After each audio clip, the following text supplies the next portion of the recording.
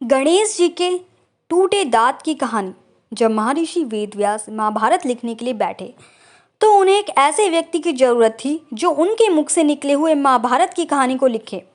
इस कार्य के लिए उन्होंने श्री गणेश जी को चुना। गणेश जी भी इस बात के लिए मान गए, पर उनकी एक शर्त थी कि पूरा महाभारत लेखन को एक पल के लिए भी बिना रुके पूरा करना होगा। गणेश जी बोले, अगर आप एक बार भी रुकेंगे तो मैं लिखना बंद कर दूंगा।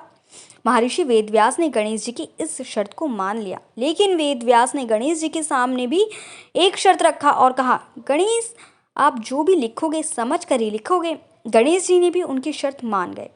दोनों महाभारत के महाकाव्य को लिखने के लिए बैठ गए। वेदव्यास जी महाकाव्य को अपने मुंह से बोलने लगे और गणेश जी समझ समझ कर जल्दी जल्दी लिखने लगे। कुछ देर लिखने के बाद अचानक से गणेश जी की कलम टूट गई।